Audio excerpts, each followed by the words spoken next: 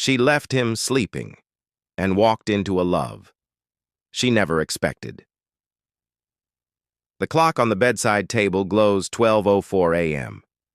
Happy anniversary to me. I'm sitting at the edge of the bed, barefoot on the cold wooden floor, staring at the man I once believed I'd grow old with. He's asleep, face turned slightly toward me, lips parted just enough for a soft breath to escape.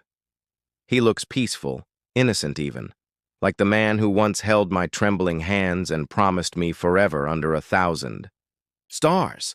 But forever came with conditions, didn't it? My phone is still warm in my palm, the screen dark now, but the words are burned into me. I don't need to read them again.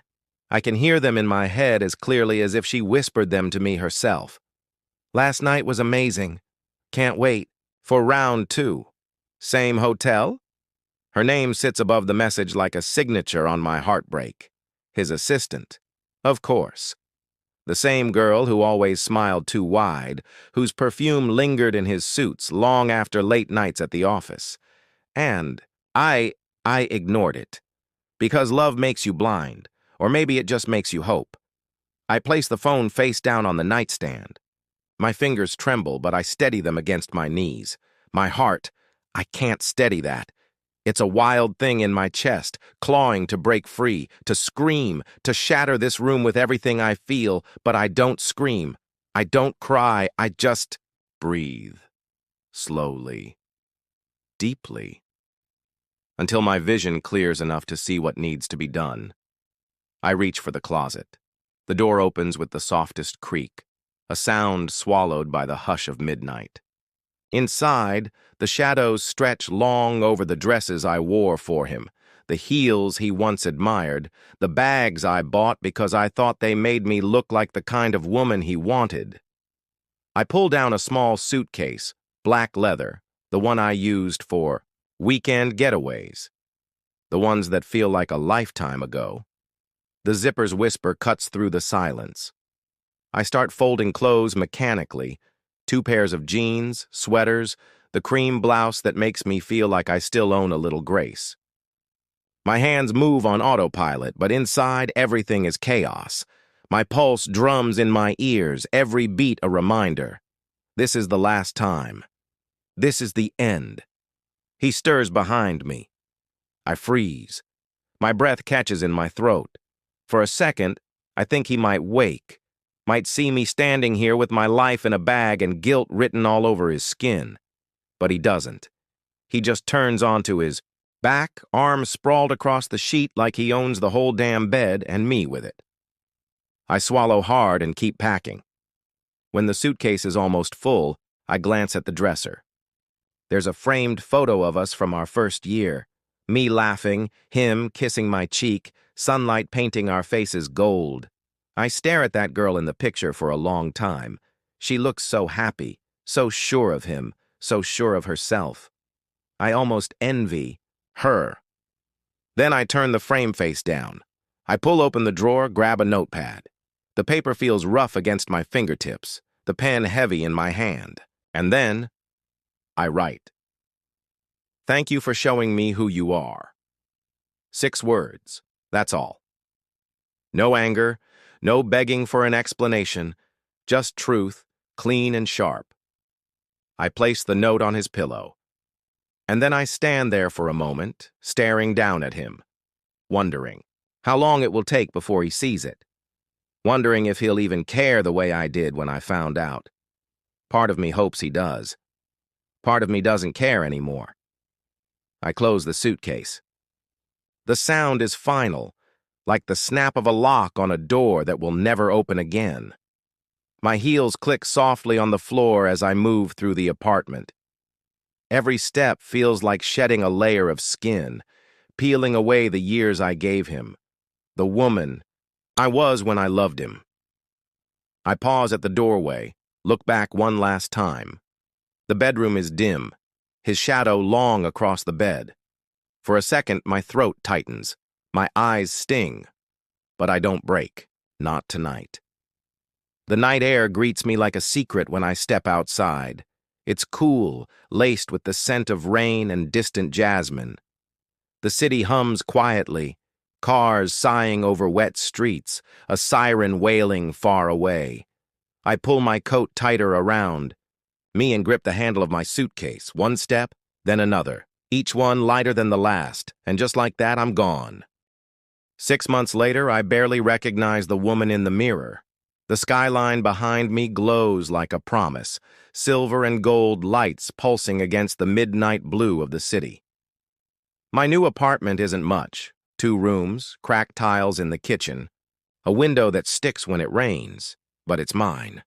Every inch of it smells like fresh paint and second chances. I run my fingers over the edge of the window frame, watching raindrops race each other down the glass. The sound of the city is different here. Louder, faster, full of voices that don't know my name. And I like that. I like being a stranger in a place that owes me nothing. The first weeks were hard. I won't lie. There were nights when I curled, up on the mattress on the floor, whispering to the silence, asking it if I'd made the right choice. Nights when the loneliness hit like a wave, and I almost drowned in it. But then, I started breathing again. I started walking without looking. Back, I got a job, a good one, even if it's not glamorous. Marketing assistant for a boutique design firm. The kind of job where no one expects me to smile unless I want to. Where no one knows the old me. The one who sacrificed everything for love and ended up with nothing. Now I'm okay. Not perfect. Not whole, but okay. Or at least I thought so. Until tonight. It's late. Almost 9. The office emptied out hours ago, but I stayed behind to finish a campaign draft. Now I'm walking through the rain, the city slick and shimmering under streetlights. My coat is damp at the edges, and I hug it tighter as I step into the tiny cafe on the corner, the only place still open this late. Warmth wraps around me the second I enter. The air smells like coffee and cinnamon, sweet and sharp. I shake the water from my hair and glance around. Only a few people here, 2 students, hunched over laptops, an old man reading a newspaper and him. I notice him before he looks up. He's seated at the far end by the window, a book open in front of him, untouched coffee cooling at his elbow. His posture is easy, like the night belongs to him. Dark hair, a few strands falling carelessly over his forehead. The kind of face that holds secrets, but kind ones. His jacket is draped over the back of the chair, white shirt sleeves rolled up to the elbows, revealing strong forearms. There's something about him that feels deliberate, quietly powerful, and then, as if sensing me, he looks up. Our eyes meet. It's nothing, just a glance, a flicker. But God, it feels like everything. Because there's this stillness in it, like the world exhales between us. His gaze doesn't rush away, doesn't skim past me like most people's do.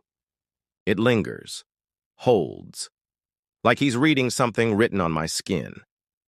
I break it first, moving to the counter, pretending to study the chalkboard menu even though I already know what I want. My heart's doing this ridiculous flutter, and I hate it, or maybe I don't. It's been so long since I felt anything like this, raw, unexpected, alive, late night for coffee. The voice comes from behind me, smooth, low, edged with something playful. I turn. It's him, standing just a step too close, but not close enough to feel wrong.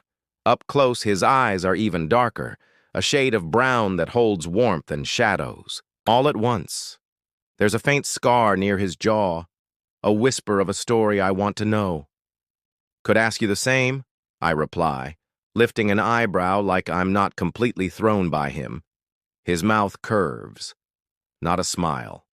Something slower. A secret unfolding. Fair point. He glances at the rain streaking the glass. Guess neither of us wanted the night to end.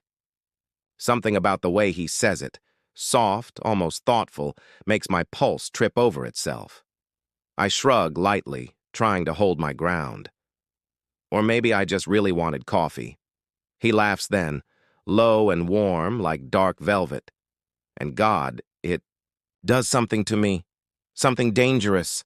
The barista calls my name. I reach for my cup, fingers brushing the cardboard sleeve, only to feel another hand graze mine. His. Just a touch. A spark, quick and sharp, like static against my skin. I glance up and he's looking at me again, eyes steady as if he felt it too.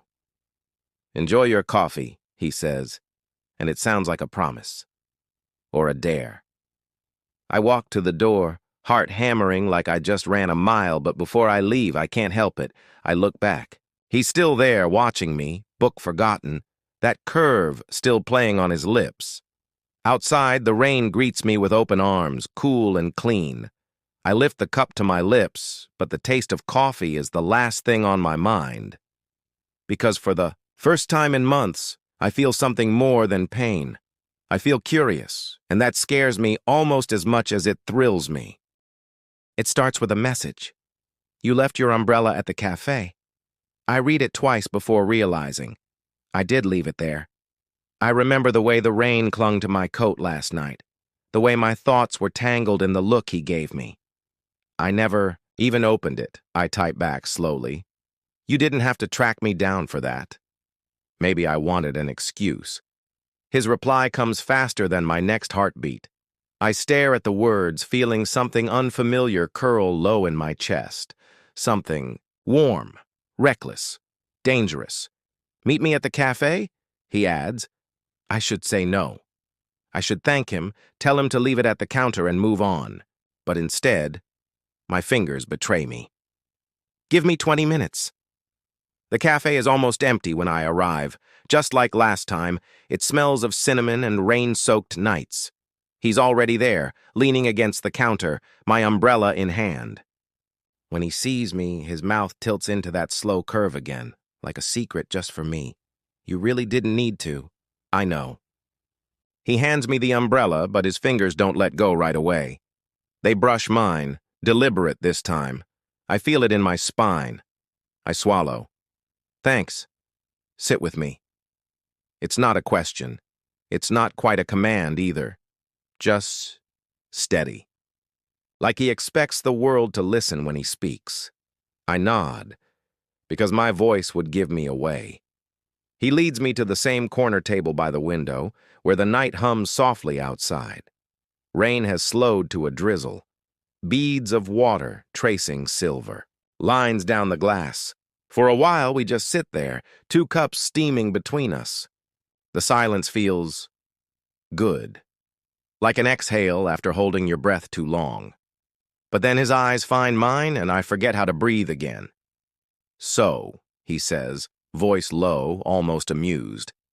"Are you always this hard to read?" I laugh. Quiet, almost surprised at myself. "You've known me for, 48 hours? Some people are easy," he says. "They wear everything on the surface. You don't." I look away, tracing the rim of my cup with my fingertip. Maybe I like keeping people guessing. Or maybe he leans in slightly, and I feel the warmth of him pull me closer without moving an inch. "You've had people who didn't bother to look close enough." The words hit like a whisper of truth I didn't know I needed to hear. My throat tightens. I hate that he's right. I hate that he can see through me this easily. "Maybe," I say softly, though it sounds more like surrender. His gaze lingers on me, patient, but unrelenting.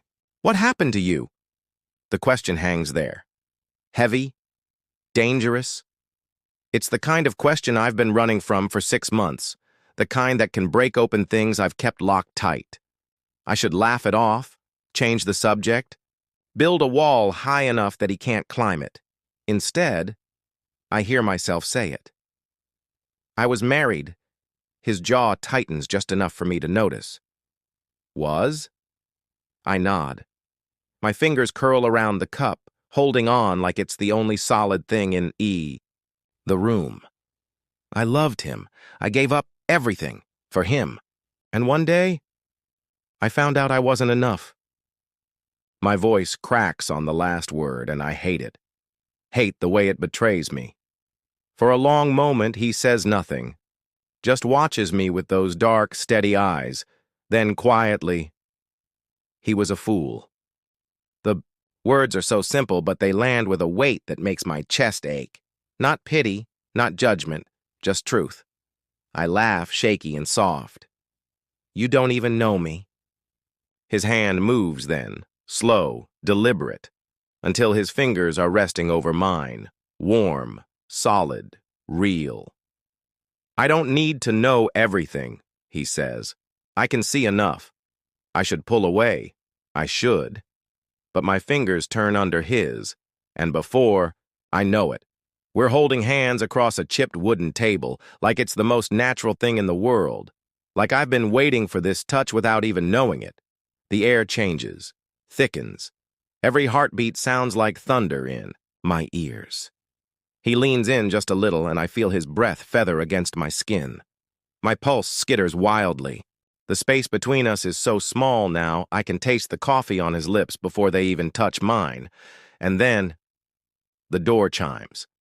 We jerk back as the barista walks in from the back, humming under her breath, oblivious to the storm she just scattered. His hand slips from mine, slow, reluctant. My chest feels hollow and full all at once. I stand too quickly, grabbing the umbrella like it's a lifeline. I should go.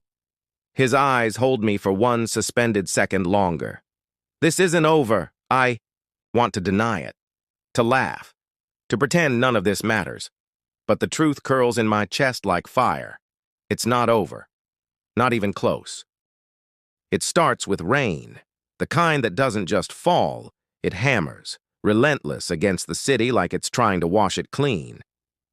By the time I reach his door, my hair is plastered to my cheeks, my coat heavy with water, shoes squelching.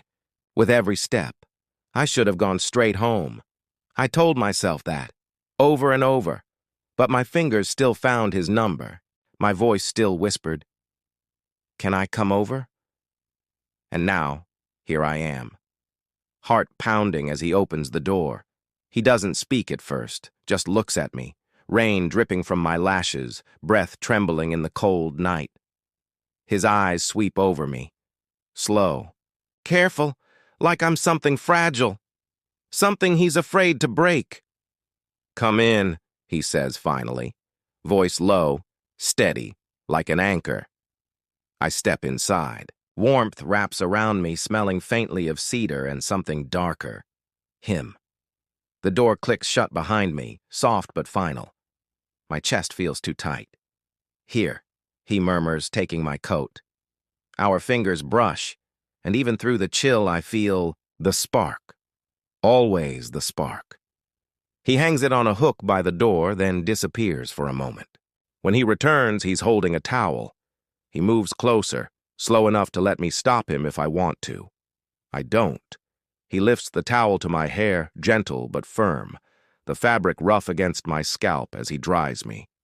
Every stroke is careful, reverent. I don't look at him. I can't. My eyes are closed, and still I feel everything, the warmth of his hands, the quiet rhythm of his breath, the steady thud of my heart trying to climb out of my chest. When he's done, he steps back, and I finally look up.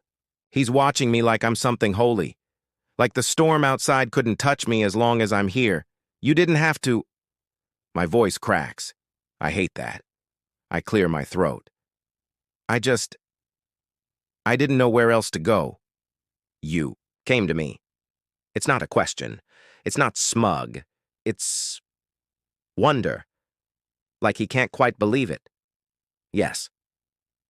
The word tastes like surrender. He gestures toward the couch.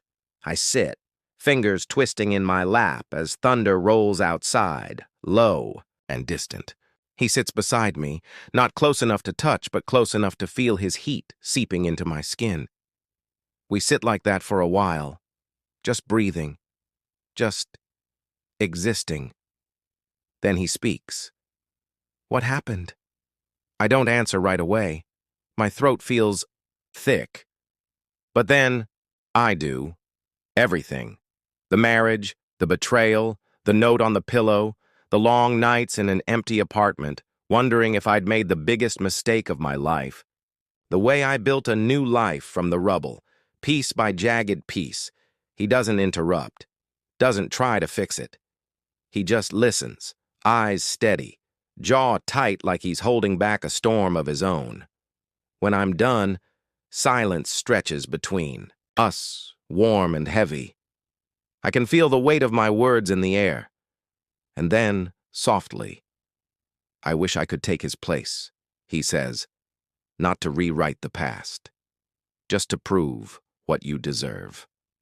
The words hit like a blade and a balm all at once. My breath stutters.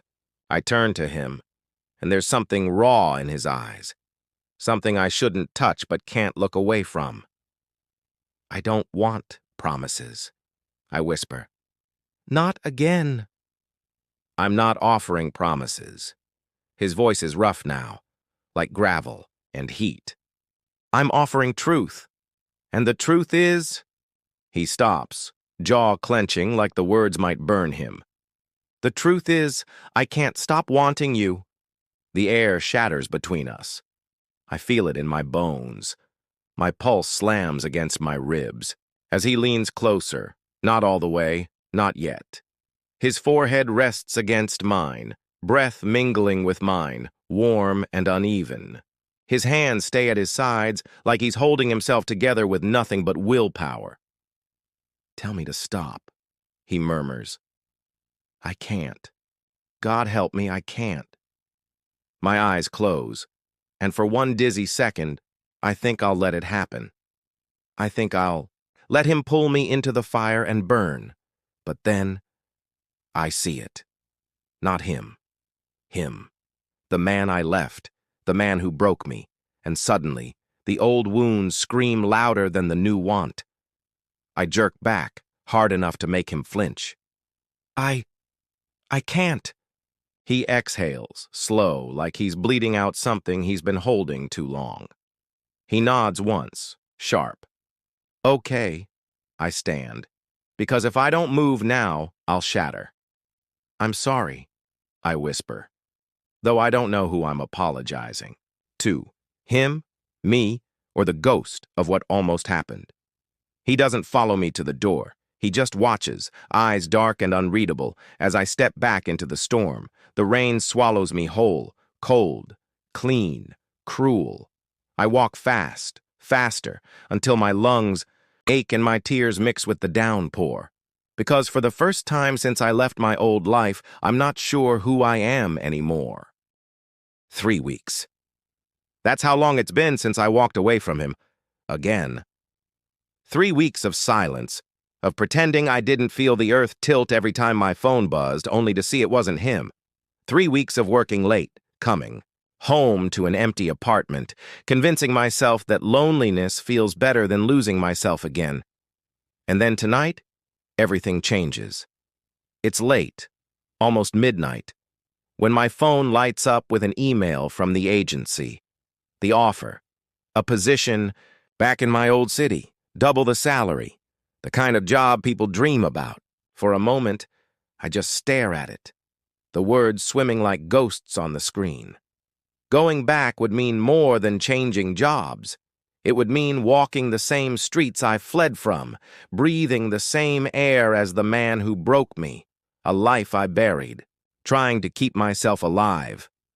I close my laptop, heart pounding.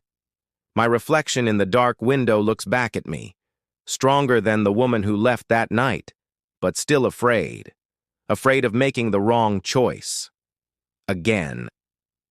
And then I hear his voice, in my head, low, steady. "I can't stop wanting you." God. I tried to forget. Tried to erase the way he looked at me, like I wasn't broken glass but something worth holding. I tried. I failed. I grab my phone before I can stop myself. My fingers hover over the screen. One word. That's all it takes. "Coffee?" I hit send before courage can desert me. I expect silence. Hours. Maybe days. But the reply comes in less than a minute. Now? My pulse trips. Now!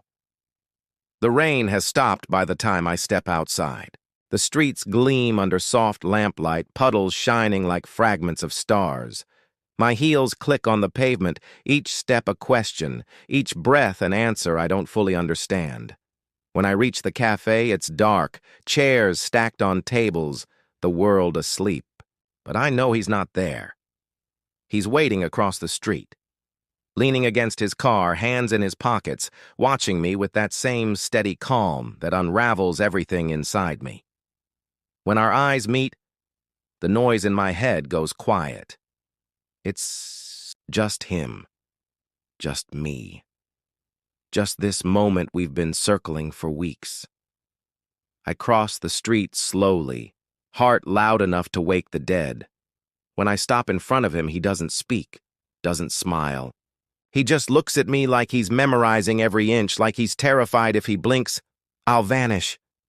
Hi, I whisper, because it's all I can manage. Hi. His voice is low, rough, like he hasn't used it in days. For a long, suspended beat. We just stand there. The air hums between us, thick with everything we haven't said. Then he steps closer, just enough to make my breath catch. Just enough to feel the heat of him seep into my skin. You left, he says finally. Not accusing, not bitter. Just truth. I had to. My voice trembles. I wasn't ready.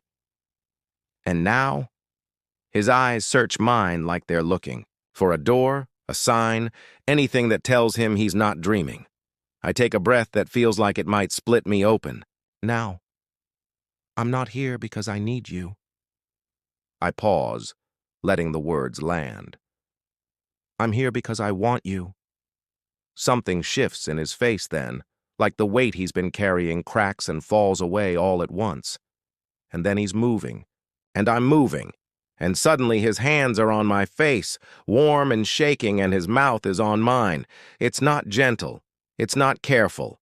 It's weeks of silence and 3 lifetimes of longing colliding in one breath-stealing kiss. My fingers, fist in his shirt, dragging him closer, because closer will never be enough. His hands slide into my hair, tilting my head like I'm something precious, like he's afraid and hungry all at once. The world narrows to this.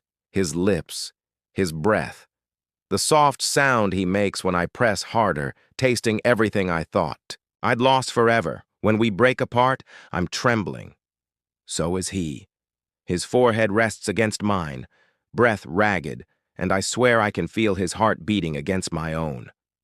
I've been waiting, he whispers, like a confession, like a prayer. I smile, small, shaky, but real. So have I. And in that moment, I know. This isn't about filling the emptiness he left behind. It's not about proving anything to anyone. It's about me. Choosing this. Choosing him, choosing us, because this time, I'm not running from the storm. I'm walking straight into it. And for the first time in forever, I'm not afraid.